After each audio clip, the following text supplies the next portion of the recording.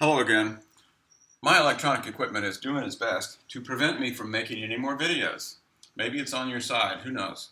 But rather than starting all over again, I'm just going to try to pick up where I left off and hope that I can remember how far we got. I had written this on the board. I don't know how much I talked about it, but this interface part, you can think of it as the top half. I got to put half in air quotes because this is just, that's a sliver. This is just what you can see through the window. This is all the stuff that's out the building, all the stuff that's actually making all of the object activities, all those operations we wanted for our abstract data type. This is where all the action occurs, down here, all the technical details. All of this stuff is hidden and private, which is the word I was about to write when I think the last video ended, but who knows. The private part, as it says, is not visible. That's by design. Not visible to the outside. Who's on the outside? Well, anybody that's not inside the class itself, anybody that is not an official part of this object, either one of the private variables inside there or the private functions inside there is like an exclusive little club. You got to get inside the object to see anything at all that's going on in here. Not even the main program, not visible to outside, not even main. So if the main program wants to access anything at the implementation, it has to go through the interface. And there's the first time I've suggested that idea. You can manipulate stuff inside here. Going back to the TV, you can change the channel, but you got to go through the interface. I've got room over here. I'm going to write that down. Over here, the interface, this is buttons on your remote control. Buttons on remote.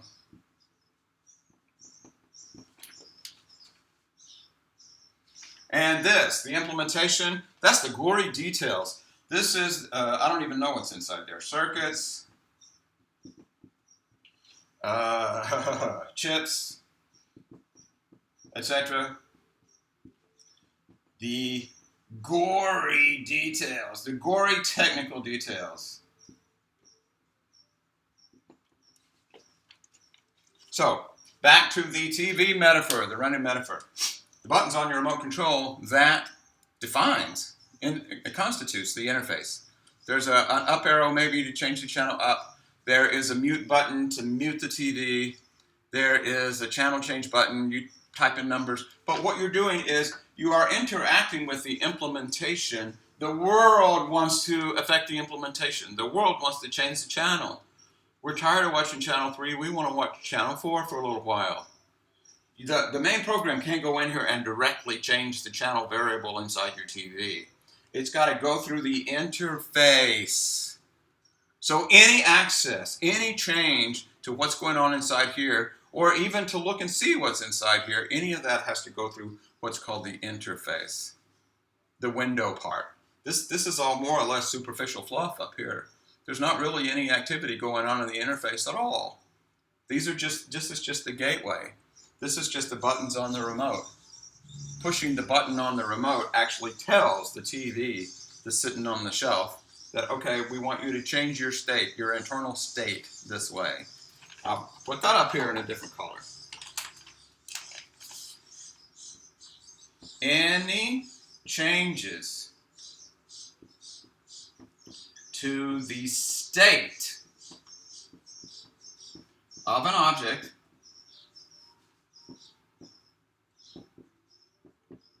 must be done through THROUGH, the interface.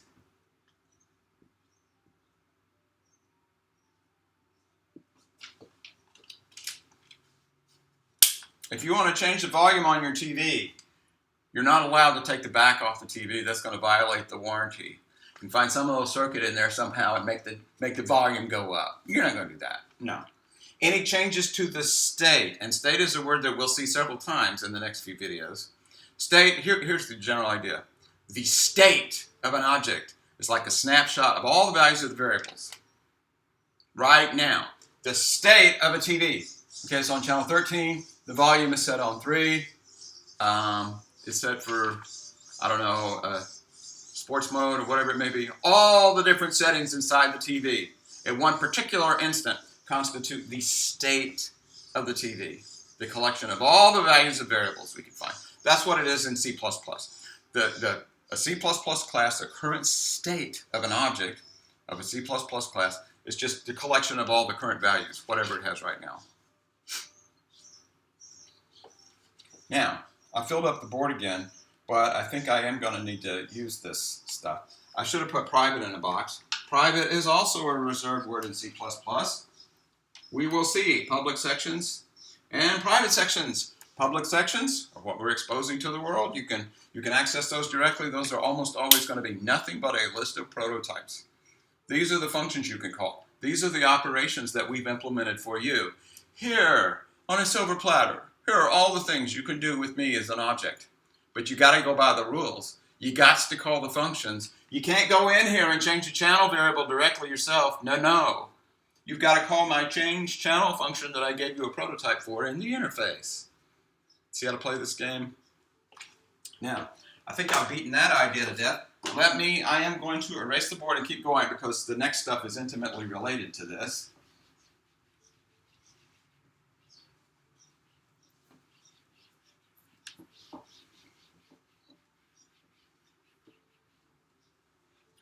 And we're back. Let's talk about how this stuff is actually done in C++ classes. Where classes in this context, in this discussion, a class, remember, is really just between you and me. It's a structure with functions inside it. Think of it that way. That's less intimidating. This is, you know what? Interface implementation. C++ classes are implemented with 2 separate source code files. 2 separate source code files.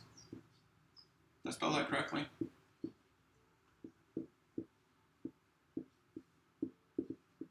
Two separate files to type in using your editor. Not one piece, 2 pieces. What 2 pieces? Well, I bet you guessed it. Number 1, the interface. The interface, for example, might be something like my new type. Talk about generic. That's pretty abstract itself. My new type. I just made a brand new data type. I'm so proud. My new type dot H. H is short for header. A header file has all the publicly visible stuff about your class in it. You know what, I can just shut up and write, and I bet you'd write the same thing down. The implementation it's got to have exactly the same name as your header file. It's just got a different extension. It's the guts. It's where you actually put the functions and so forth that are inside your class, and that's .cpp. My new type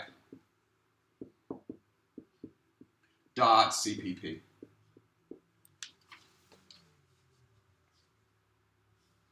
Now, if that seems like unnecessary complication, bunch of extra work, even 2 separate files for nothing, why not just put it all in there with the main and all that stuff?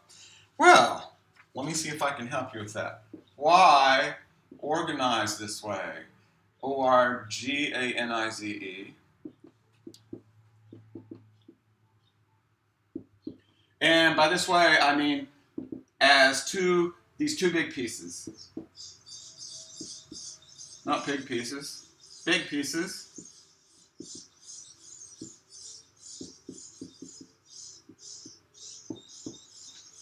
You hear those birdies chirping? They're in the exhaust vent of my microwave oven. I just don't have the heart to clear them out. It's their home. Why organize this way? Well, just like everything in this discussion, in the last 2 videos, 2 parts. Actually, I think I've got 3-part answer, but 2 main parts. So here's the first answer. So the outsider, O-U-T-S-I-D-E-R, that's not a technical term, so I'll put it in quotes. Someone that is not responsible for actually implementing your abstract data type can use the object. So this is not one specific outsider. So an outsider can use the object. Talking about a specific object now. Without knowing how it works, I'll state that differently. I'm sorry. Without having to know how it works.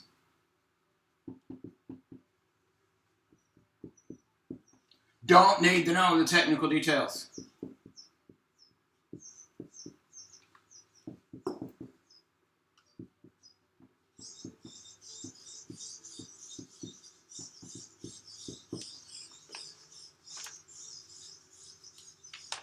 Suppose you weren't allowed to use an iPhone unless you knew exactly how it was doing what it does.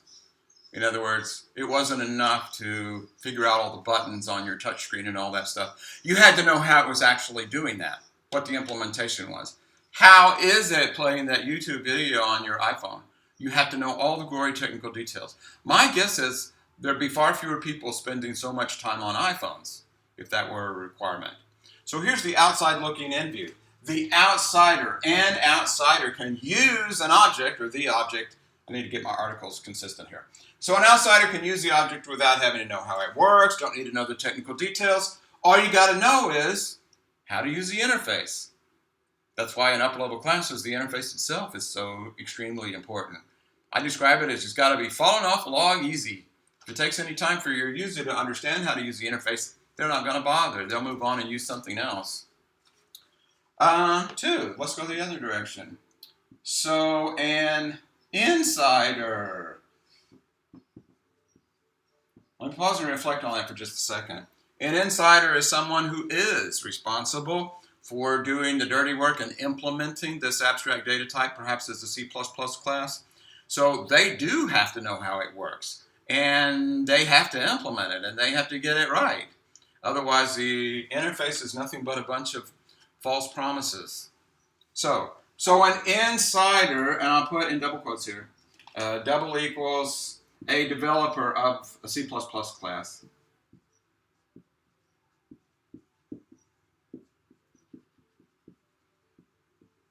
I'm going to eat up too much board space. I'm sorry. So an insider or a developer can do these things. Can change or improve. Ideally, if you're changing, it's for improvement. What are they improving? The implementation.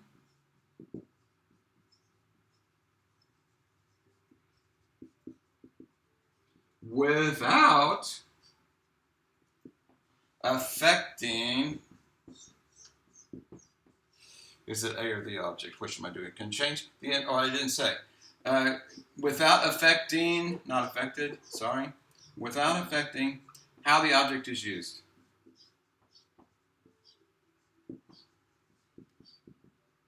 Now, I might not have stated that very well, but it's close enough that I'm going to go ahead and assign a term to this. This, when you go back and change the implementation, but you leave the interface alone, that's called refactoring. You found a better way to do it.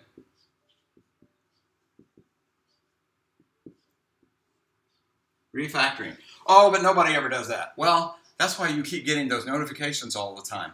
We have Service Pack 10.8.3 for your Windows 10 that we want you to download and install. What they're doing is going back and plugging up holes. Maybe they're even finding bugs that they're getting rid of, or maybe they're just making it better. Maybe when they first did the sorting operation that sorts all your files on your computer by title or by date or whatever, maybe they used bubble sort because that was the best way they knew how to do it. And then they decided, you know what, we know a fancier one now. We can use quicksort or merge sort or something that operates orders of magnitude more quickly, real fast. They can go back and change the sorting algorithm if it's in the implementation part. Of course, that's where it is. But they can go back and improve it without touching, don't you dare touch the interface. Because if you do, if you change the interface, then this module that you have, this object, is no longer going to be able to work together with all the rest of the system. So if someone actually breaks the interface on their sorting files object inside Windows 10, then their sorting files object is useless.